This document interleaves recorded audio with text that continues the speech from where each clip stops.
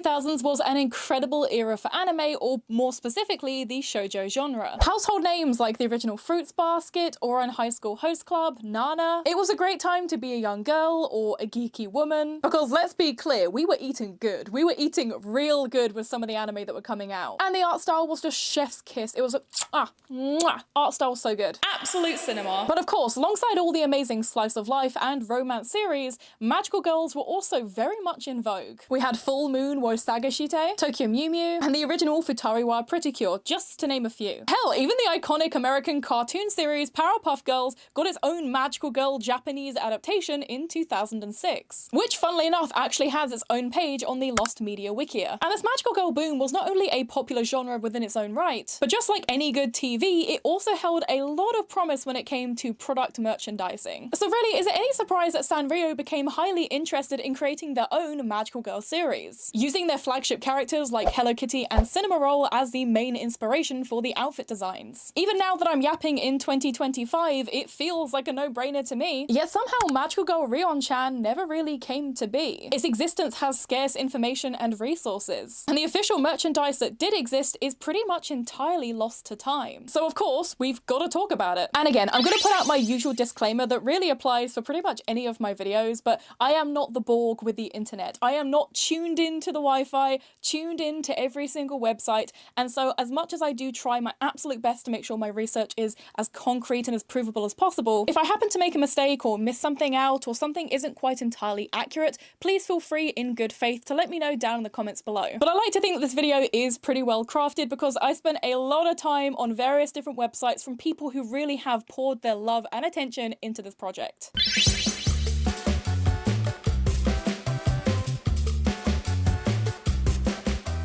So before any anime had ever even been teased or planned, Magical Girl Rion Chan was first brought to life as a manga by Sanrio Wave. So Sanrio Wave was a Hong Kong-based subsidiary of the main Sanrio brand, their existence mostly focusing on digital services and online interactive media. They created Caramel Bear, who was a 2002 website campaign to celebrate the 100th anniversary of the teddy bear, as well as being involved in the popular Hello Kitty to Isho project, which for the figure collectors in the audience is actually where those cool Hello Kitty anime-style figures come from. You know, the ones that you see all over popular cute core Pinterest boards and being massively upsold over on eBay. To be honest, the Hello Kitty to Isho project could be a whole separate video in itself because it's a really interesting kind of piece of history. But for today's video, it does go to show that this wasn't Sanrio Wave's first or last rodeo when it comes to doing anime-inspired Sanrio characters. And so, in 2006, the first official manga for Magical Girl Rion Chan was produced. Now, from the limited information and images available, I first assumed that Rion Chan actually had her official debut within a pre-existing girls magazine. After all, it's fairly common to see popular manga first appear in magazines such as Shonen Jump before ever having an official manga release. However, according to dedicated Magical Girl Rion Chan fans who have been chasing down this media, this manga was more likely produced in the same kind of way as doujinshi, shorter and more limited releases that were closer to 20 to 25 pages. Although Asus Array, who's actually an artist directly involved in some of the merchandise that we'll be discussing later, tweeted saying, "I'd like to know if there's any online reaction in China. There must have been a Chinese magazine in which Rion Chan's manga was serialized," which actually does align with some of the most popular images when it comes to Magical Girl Rion Chan, the main one being Manga Bar, which was a bi-monthly Chinese comic magazine which ran from September 2008 until September 2012, with Magical Girl Rion Chan featuring within this magazine in around 2010. And from online scans that I could find, it seems like Magical Girl Rion Chan was also published alongside other niche indie artworks, all of which are equally, if not more, obscure to find information on. Only really findable on the Chinese Wikipedia-style webpage called Baidu. Yeah, we ended up on quite a lot of Chinese websites during this deep dive because actually most of the information was available in China and not a lot from Japan. But getting back to the manga itself, hardworking netizens were able to find and scan through the bulk, if not the entirety, of the Chinese adaptation of Magical Girl Rion Chan. With 12 chapters, each being around 20 pages, it's safe to say that Magical Girl Rion Chan was not trying to be the next One Piece. However, every single panel within this manga is colorized, and the satisfying art style is very emblematic of the early 2000s moe-esque shoujo style. Although low-key, why does our main character kinda look like Lucy from Elfen Lied? Like, I don't know if it's just the pink hair and the red eyes, or if it's literally just the way that she's drawn,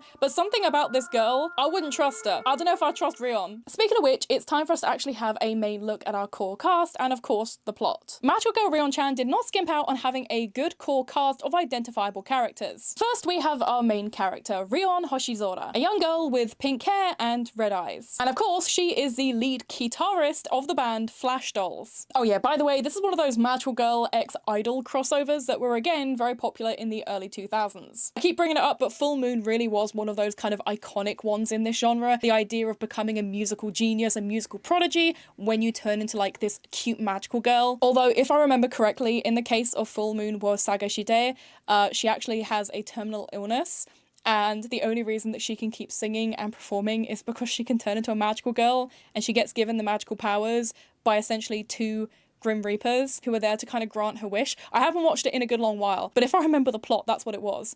And then also one of the Grim Reapers, like the guy who has like the little cat ear hat, gets a bit weird with her. God, maybe I should rewatch it. Yeah, okay, there's not a lot of similarities, apart from the fact it's Magical Girl and idols. Next, we have Ririka, who seems to be Rion's sister, although at times within this manga, maybe due to the translations, this can be a little bit unclear, and she plays a trumpet. Again, I'm not quite sure what's happening with the musical instrument choices for this band, because we've got a guitar and a trumpet, and it gets weirder. Because next we have Minamo Suzuhara, who is a violinist. Again, I'm not quite sure what band we're in. Flash Dolls would make you think that we're kind of going like new rock, almost like girl punk kind of vibes. You know what I mean? You know, I was expecting a little bit more like, yeah, punk rock kind of vibes. No.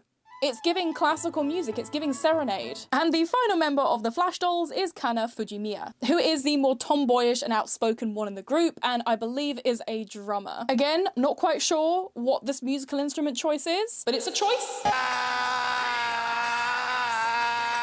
And each of these girls gains their magical powers from their respective Sanrio plushies. Good marketing, Sanrio, I like to see it. So Rion, being the main character, gets Hello Kitty. Ririka gets Mimi, assumably again because they're siblings, that would kind of make sense. Minamore gets Cinema Roll, and Kana gets Batsmaru. Also, as a fun side note, there were actually two other Sanrio girls teased in one of the promotional images for this series. One of these being a My Melody girl who looks super, super cute, but even more excitingly, especially for Usahana fans, there was actually an Usahana chibi-style girl who was also meant to be in this series. You can see her in the official artwork. So again, it makes me wonder why these two never had any kind of featuring in the initial 12 chapters, but assumably they were meant to come back in future content. But sadly, we don't have any more artwork of these guys. We don't even have any character designs of these guys. It is very, very scarce as to information on these two characters. I don't even think we have names, which is a real shame because an Usahana magical girl, oh my god, so cool. And also, just saying this right now, but the magical girl designs for each of the girls are really, really nice. Each one feels very in character for the girls' personalities, while still being very in theme with their respective Sanrio partner. But sadly, I don't think anyone would be rushing to cosplay Ririka's Mimi outfit. Don't get me wrong, it does look like Mimi, but I think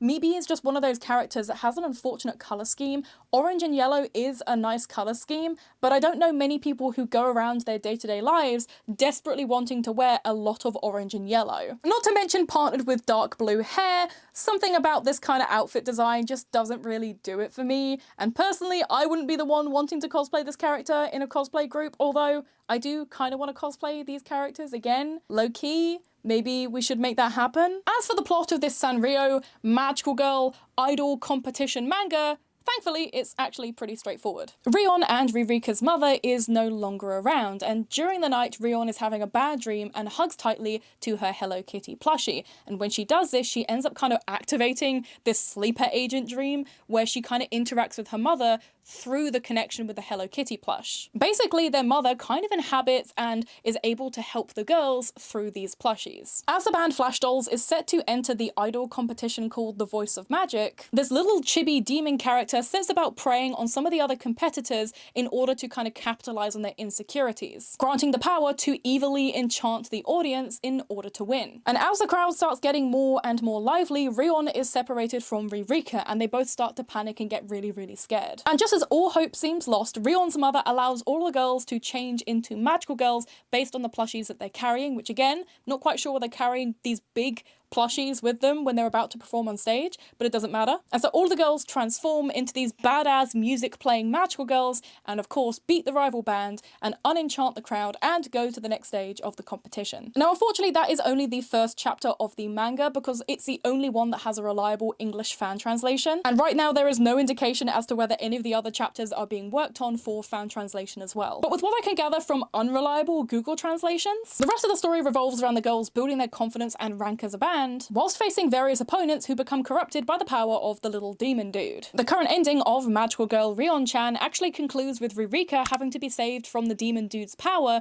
through the comfort of her mother through her Mimi doll. And the girls, as per usual, vanquishing evil and saving an arena full of people who were previously enchanted. And then, I kid you not, the pearly gates of heaven open above them and they hear their mother's voice inciting them to come into this magical new magical girl world in order to come and see her and stuff. Like, they just get invited in, and as Ririka and Rion head towards these pearly gates into this new magical world, the other girls come with them. So yeah, I'm not quite sure what that ending means because I always assumed that Rion's mother and Ririka's mother could potentially just not be around anymore, you know? But this seems to imply that she is alive, she's just in a magical dimension and unable to get to the girls in the human world, and so they've now become magical enough or experienced enough to open up these pearly gates and transcend into this new area. To me, this kind of makes it seem like there was meant to be a follow-up manga teased, but sadly never produced. Although it could have actually just been there to serve as an inroad for an anime production and adaptation, or even just as a way to further promote Sanrio Wave and their online offerings. Either way, I really do hope we see more reliable English translations of this manga for people who just do not know Chinese or Japanese, such as myself. But of course, there is more to this, because there is a lot of promotional material and images suggesting that official merchandise was not only produced, but was also planned for release, alongside what could have been an official anime adaptation.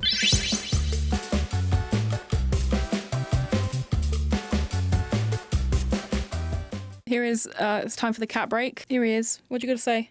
Do you like magical girls? So in that previously mentioned Chinese comic magazine, Manga Bar, there are actually some scans online that show that Magical Girl Rion Chan actually had official merchandise. These being in the form of limited edition competition prizes. If you grew up in the early 2000s or even the 2010s, you're definitely familiar with the idea of having to write in to a magazine address in order to enter a competition. Like, I did it for those little flip cameras way back in the day. I think you can still actually mail in to do it, but more often than not, it's on the websites now. And as you can imagine, this was a case for Magical Girl Rion Chan. You had to write into the address at the bottom of the magazine in order to enter. Reject modernity and embrace tradition, you feel me? From what I can tell, prizes were limited and included items such as sketchbooks, card holders, wallets, folders, and notebooks. I have no idea how many of these prizes still exist and who might own them because there are no pictures online of these being in anyone's possession. Chances are they're either with hardcore collectors who are choosing to keep them secret, or even more likely and depressingly, they've just faded into mountains of forgotten merchandise in attics and thrift stores. With them being so elusive and limited even at the time, it's unlikely that they're going to be an easy thing to rediscover. But some merchandise that arguably shouldn't be so hard to find are the figures and accessories that were showcased at a pop-up event in China. In a tweet posted by Azusa Ray, the designer of the Rion Chan figures,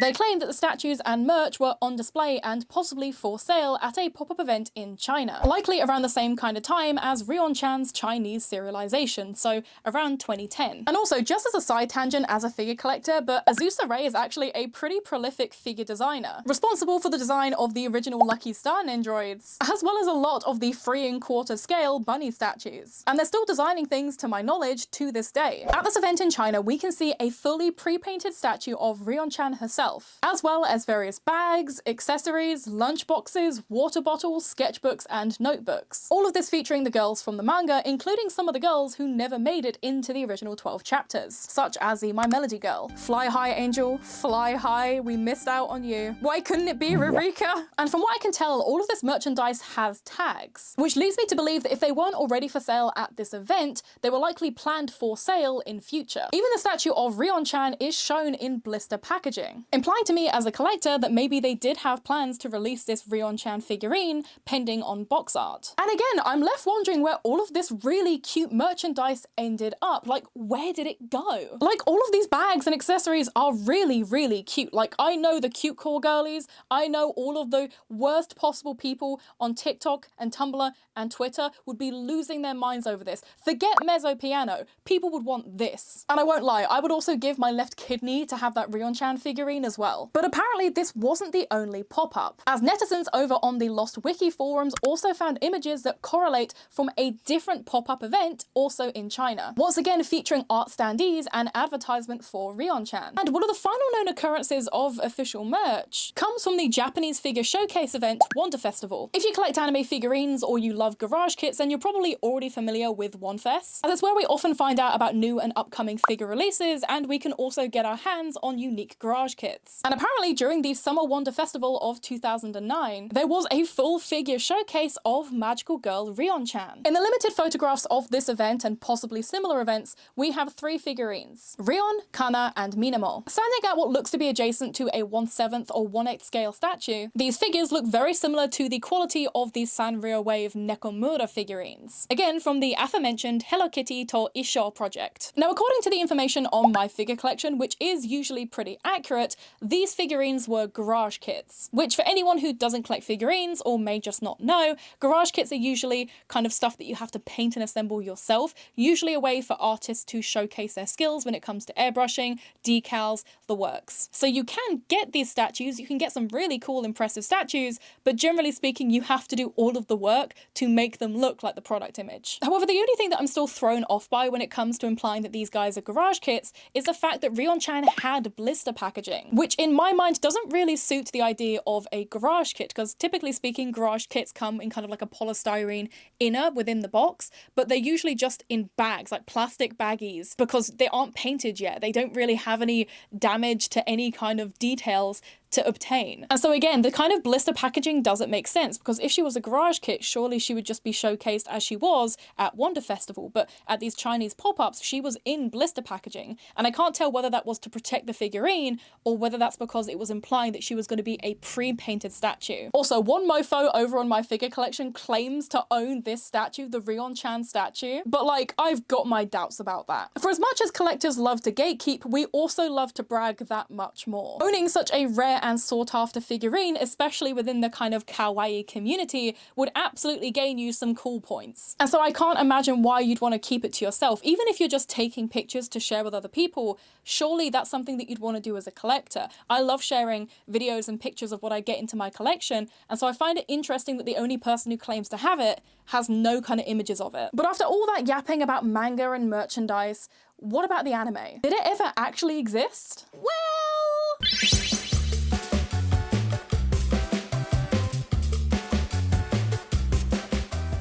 Okay, look, maybe the title of the video was a bit deceptive. As you see, we have no concrete proof that an anime adaptation ever existed or ever hit production. It is strongly theorized that an anime may have been planned, especially as animated 3D transformation sequences were posted to the Japanese video sharing platform Nico Video back in 2009. These very easily could have been test sequences or part of an unaired pilot. Further backed by the descriptions of these uploads reading, "This is the opening theme for Magical Girl Rion Chan, produced by Office Piron. As with the promotional video, it is still in the prototype stage, so there is still no background music or sound effects, and it is silent. Please be aware of this." However, others theorize that this just could have been something that Sanrio Wave produced to advertise the official website or some of the work that Sanrio Wave produced. In 2009, Magical Girl Rion Chan received the Golden Dragon Award for Best Overseas Animation, and some believe that these 3D videos may have been what won this award, or potentially an unaired pilot could have been what won this Golden Dragon Award. Although again, like a lot of obscure international media, sources on specifics are pretty scarce and also not very accessible to anyone who doesn't speak the language.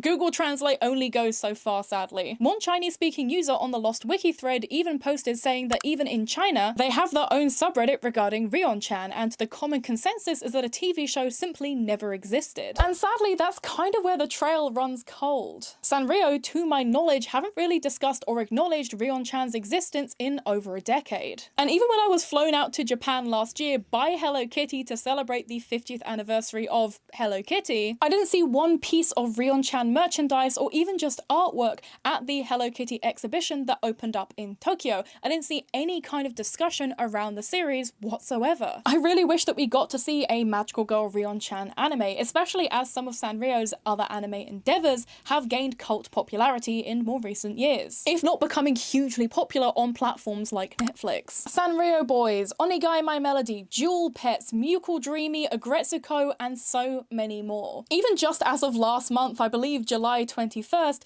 we received a beautifully animated stop motion series of My Melody and Kuromi, which, by the way, you should definitely watch if you are a Sanrio fan. The outro music is a little bit jarring, I won't lie, but I do really love the series. I think it's super cute. And again, Kuromi, amazing, we love her, but Sweet Piano, I don't know why she's mute, but she's a badass. I have no doubt that even if it was underappreciated at the time, Rion Chan would absolutely have found a brand new audience in its new Western popularity in 2025. And again, it probably doesn't need to be said, but if you do have any weird, wonderful, rare merch that you want to get rid of, you want to sell, you want to share with the world, you want to be showcased, please hit me up. I love the weird, rare, and obscure things in life, especially when it comes to Sanrio. I'm kind of a fangirl. Who needs a Birkin when I can roll up dress to impress style in a Magical Girl Rion Chan handbag? Slay! Slay! Also, for anybody who did watch my Malice doll video, which was about another piece of obscure media, albeit a lot less family friendly, or you discovered me because Joey, the anime man, covered Malice doll slightly poorly in his recent video. That's not to shade him, by the way, I'm not trying to shade him, but I feel like his analysis of the series wasn't very good. So if you watch my video off the back of that, hi. I not only have the English release of the DVD, which is kind of cool, but again, a little bit scuffed looking, I'm not gonna lie. I have now also obtained every single Japanese release with the Japanese cover art. But something really cool that I did not realize about the Japanese releases is that they come with art postcards of each of the cover arts, not just the CG ones, but also the really beautiful 2D ones. Like, look at this. We have these stunning artwork as actual art prints. I don't have to get a shoddy print job done. I actually have the proper art prints here, which is, again, as a bit of a Malice doll fan, a new fan, sure, but a fan nonetheless, I am stoked. These are also official postcards, so I'm going to be very careful because I feel like these are rare. But they also have some of the dolls on the front as well. They are like proper little postcards, and every single DVD comes with the 2 different cover arts for that chapter. Also, I better not hear anyone in the comments complain that there was in fact not an anime produced, because I know for a fact that you are the same group of people that watch every single video upload on Saki Sonobashi, an anime that obviously never existed, as if people on the internet don't just lie for attention and you've been believing that this image that isn't even from Saki Sonobashi is representative of an anime that isn't. It doesn't exist. I fear that Saki Sonobashi doesn't exist. If you're complaining that the anime in this little deep dive doesn't exist, oh my god. I don't know what to tell you. Maybe the anime was the friends that we made along the way. What about that? But let me know down below. Would you have loved to see a Magical Girl themed anime? What characters would you have picked when it comes to Magical Girl themed characters or character designs? If you could cosplay any one of the characters, who would you pick and why? If you want to know more, then don't worry. I've actually listed all of the sources that I've used in this video and all the web pages that I've used in this video over for free on my Patreon. They are not paywalled, but it does mean that you can check into things yourself and you can join the hunt if you want to, in order to try and find more Rion Chan merchandise and images. I also want to say a big thank you to the hard work of the Lost Wiki threads, as well as this insanely thorough NeoCities website, which was a super glittery and really easy to use way of tracking the timeline of Rion Chan and finding resources to use within this video. And speaking of patrons, I want to give a big thank you to all of my paying Patreon members who support me and what I do, with our Oshi top tier members being Fable from Tokyo, Lace Heart, Nina Hopkins, JMN R16, Idiot Insomniac, Lucy, Shy Raw, Nubby Bunny, and Danny16. And of course, the amazing on-screen Otaku tier patrons as well. And fun fact, these patrons not only got to see this video early and ad-free, but they also get access to behind the scenes and bonus content such as the much long-awaited room tour,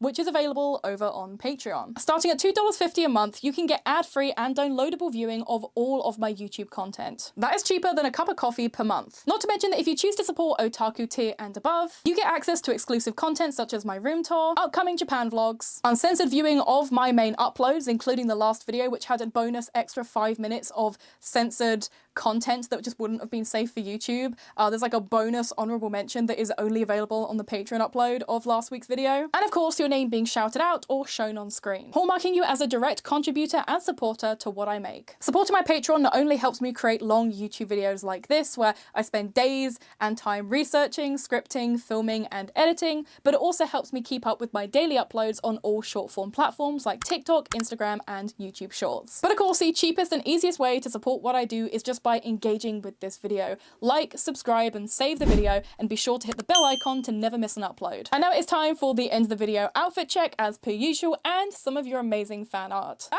Hello, it is time for the end of the video outfit check, and today the outfit doesn't really match, as you're gonna see. I feel like that is a consistent thing when I'm on camera. The bottom is comfy casual, the top is all business. As per usual, we have my very popular AliExpress goggles. Again, you can get better aviator goggles. I do have nicer ones, but these ones are cheap and cheerful, and I've had them for about 5 years. They are pretty hard wearing, and if you're looking for cosplay goggles or just weird, cool, fun accessories to decorate and have fun with, these are pretty good. Next up, my chain is from Name Collective, and this one right here is a sterling silver kind of like copy of Chrome Hearts. For some reason, copying Chrome Hearts is really popular in Japan right now. You can find it all over Japan, just bootlegs of Chrome Hearts. But they had this really cool necklace in Shibuya 109, and it's sterling silver, so I said, hell yeah, I'm not spending 5 grand on a necklace. And then we have this sailor suit jumper, which is super cute, and it's actually the one that my PNG tuber wears, that my friend drew me in. It's one of my favorite outfits, but I never really get a chance to wear it because, again,